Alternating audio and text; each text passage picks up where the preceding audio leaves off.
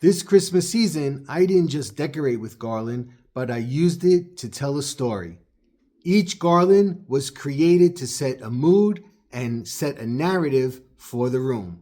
So today, I'll take you through 7 different garlands that I created this year to show you how I tried to create and add to the mood of the room. So join me.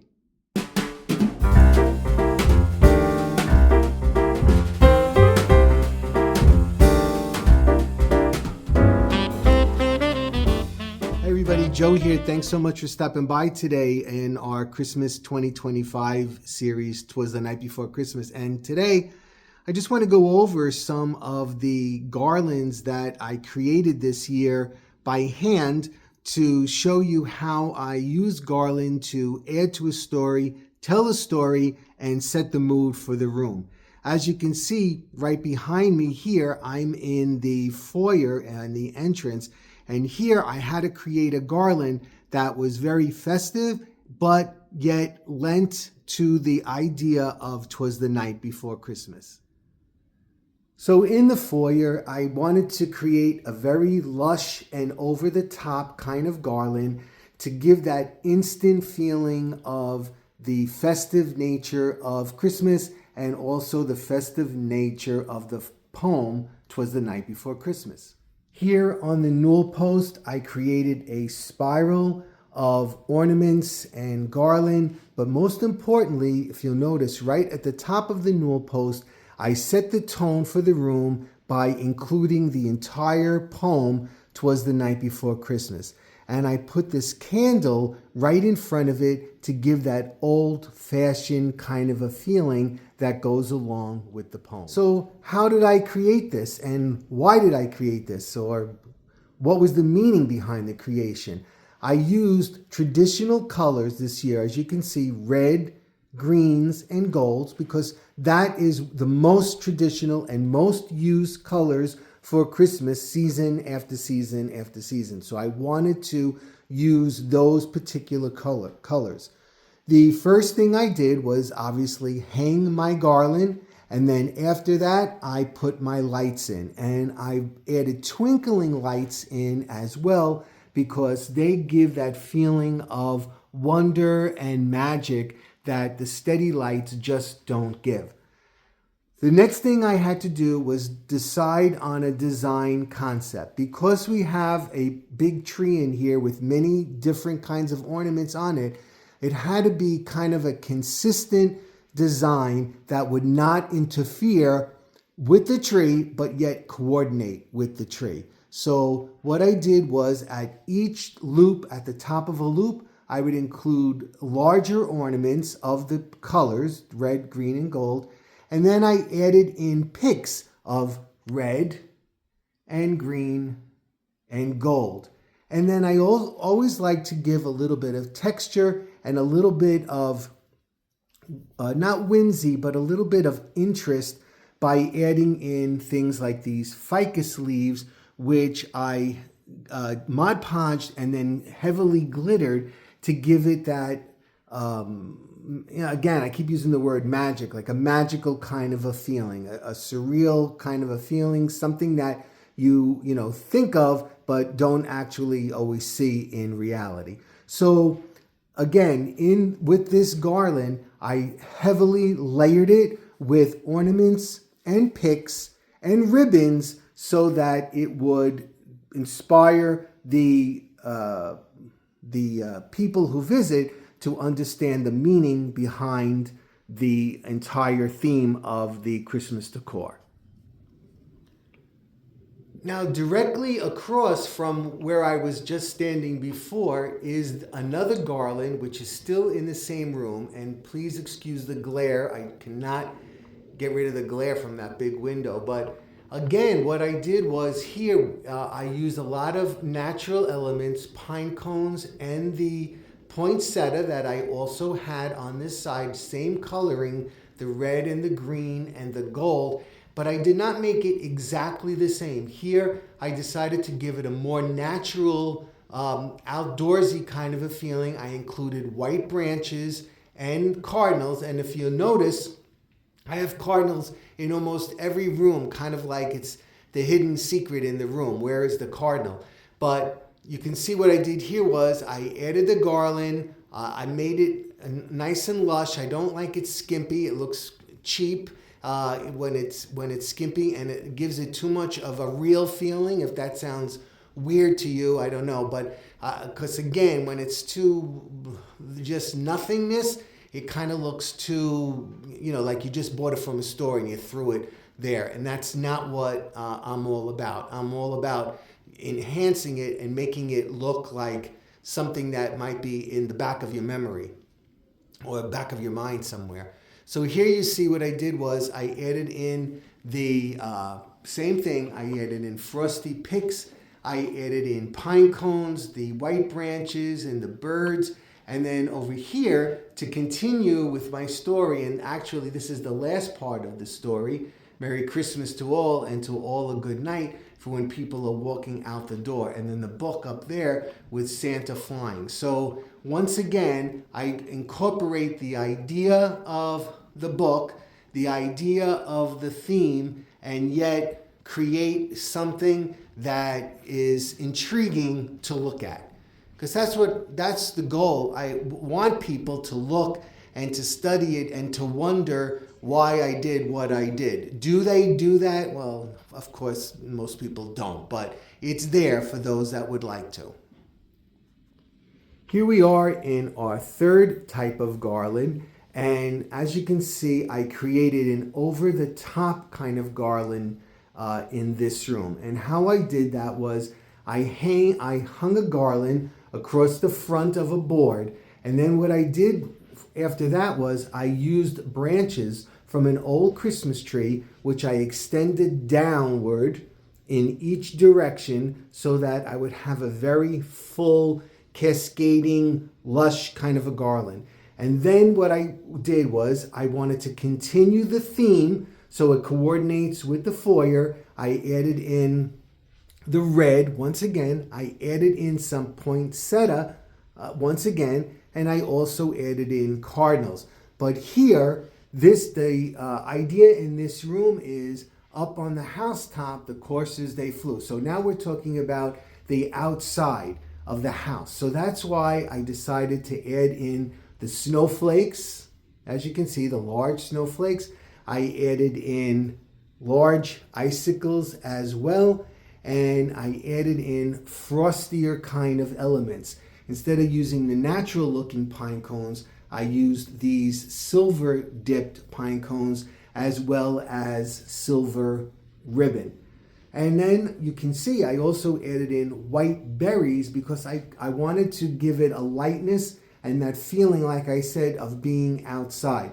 So for the rooftops, what I chose to use was a series of bird houses, which you can see I created these with these little rooftops up here, just to give that idea. So it doesn't have to be 100% literal, but it gives you the idea of what I was trying to convey.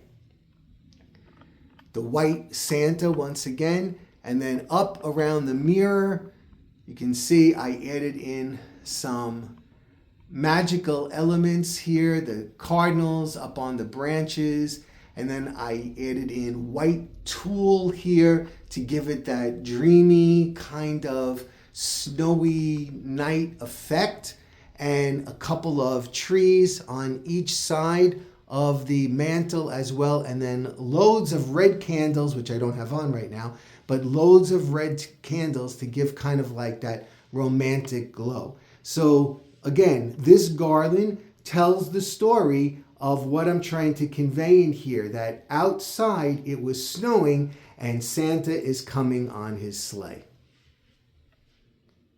Garland number 3 here is supposed to give you a feeling of nostalgia and a feeling of older times, or the way that things looked back. All right, so how did I do that? Well, with this garland, if you notice, there are multicolor lights in this garland, which I haven't used in any other room except in this room, because in here we have a lot of our vintage pieces. So I wanted, again, to have the garland tell the story in here. So how did I do that? Well, again, I used these ficus leaves to give it that dreamy kind of a look.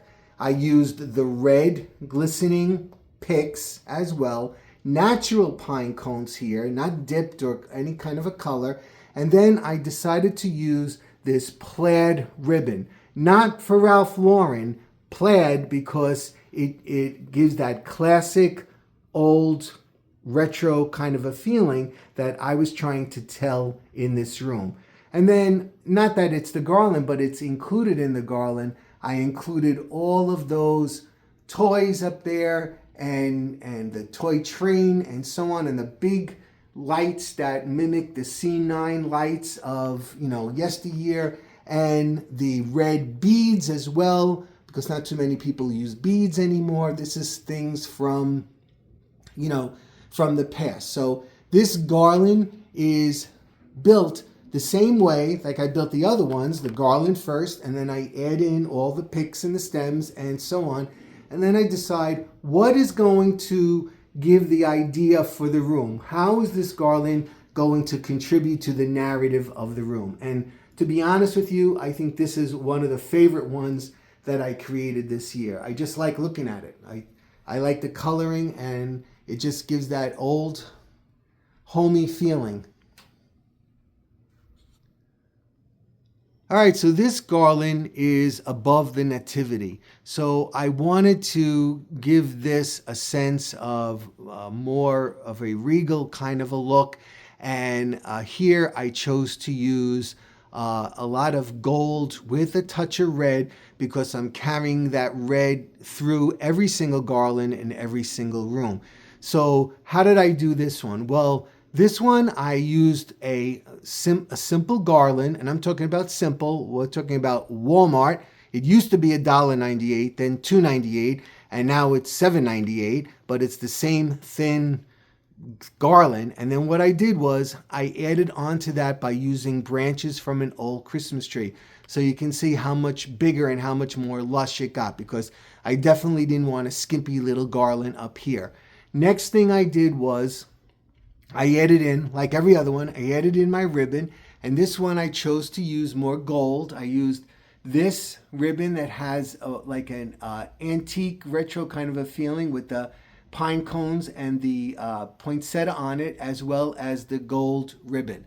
And then I added in various picks, like you can see here, the mostly all gold here. And then even my pine cones have a little touch of gold. Then to coordinate with the rest of the room and the rest of the house, I added in red berries. Now notice little hints of things like this bell, right? Because what happened? Bells are by a church, right? So I added in bells up here as well. And then I have some cherubs that are floating up here on the garland. And again, to give it that dreamy, magical look, I added in these crystal beads with these dangling, elongated crystal ornaments. So this garland, like I said, I was trying to achieve more of a regal kind of a look, more of an elegant, I think that's the word, more of an elegant kind of look. And you couldn't find this in a store. You couldn't find this in Hobby Lobby and throw it up somewhere. This doesn't happen. So if you want something like this, you need to create it on your own. And it's not as difficult as you think it is. You just have to think about the parts that you need and how you're going to place them. Okay, so here we are at garland number 6. And this garland is a little bit different than the other ones. It has more of an asymmetric look. And the reason I did that was, again, because I want to tell the story of the 'Twas the Night Before Christmas, but I also have to think of basic design principles, where we have the tree here on the left side. So I had to compensate for the weight of the tree on the right side. So I made the garland bigger, thicker, added in that toy chest, and then once again, for it to tell the story, I added in the book that I created. The children were nestled all snug in their beds. And that's why I have the toy chest here, and so on. And then the rest of the garland, I just wanted to give it like a very dreamy kind of a look. The kids are dreaming, right? So what I did was, how I did it was, at this end near the book, I used a lot of the gold elements, again, to pull in from the nativity scene over there, because I used a lot of gold here. But now, if you remember, I had some red berries here. Here I used a lot of red berries to give it that natural kind of a feel. Now I did all the heaviness on the right side, and then as I came across, you can see that stuff becomes less and less, and we just have more and more berries as we move across. Once again, I returned back to the natural kind of pine cones here, and to give it that elegant kind of a feeling, I added in the crystal beads, just like I had on the by the nativity garland. I added those beads in here because I want to give it that, again, I've used it a million times already, I want to give it that magical, dreamy kind of a look. So actually this one, although it seems very simple, was one of the more difficult garlands that I had to create this year. Sometimes it goes quickly, sometimes it doesn't, and this is one of those doesn't. It didn't happen quickly. I had to keep changing it and keep maneuvering it around until I got that look that I was hoping for. Okay, we have one more left. Here we are at the last garland that I'm going to share with you today. And this, I'm starting to call this room Candy Cane Lane now, because it has, so much red and white stripes. The idea in this room was the stockings were hung by the chimney with care in hopes that St. Nicholas soon would be there. And honestly, this was the easiest garland that I had to create this year, because it had a little bit of that sense of whimsy, and I think I do that often well, the whimsical thing. So first thing we had to do, the main idea of the garland, of course, was the socks. So we had to go out and find the red and white striped socks, and we were lucky. We stumbled on them one day unintentionally, and they carry the theme of the room very clearly. Now, what I did then was, like I said, I had the garland, which is on a board in front of this mantle, and then I began adding in some ribbon. Now, I wanted to use some musical idea as well, because again, I want to give that vintage retro kind of a feeling, and music was always a very big part of Christmas decorations in the past. So I thought it would be great to use this ribbon with the musical notes on it, and then add in some musical instruments like cellos and French horns and trumpets and whatnot. I then added in picks that we had with these little red ornaments, again carrying the idea of the red in here, just like the rest of the house, with these musical sheets wrapped up and tied with a little ribbon, and then the red and white striped ornaments, as well as these spirals that have like that candy cane kind of a feeling. So again, or once again, I created this to give that feeling. As soon as you come in here and you see that, I think you get the idea that it's very playful and very, through the eyes of a child. Okay, so I hope you enjoyed that little insight in what was in my brain or behind the idea of each one of these garlands. Again, they're not that difficult to create. I know they look difficult to create. You just need a little bit of time to do it. And I find the best way for me that works out is I think about it before I do it. I have to think about it because I need to know if I have the parts for it, and it actually reduces the frustration. It happens, sometimes things don't go as well as we plan, and sometimes they take a turn and become something totally different. But once again, this is what I like to do at Christmas, and I find it the most fun to create stuff like this. All right, everybody, thanks so much for stopping by, and we'll be seeing you soon. Bye-bye.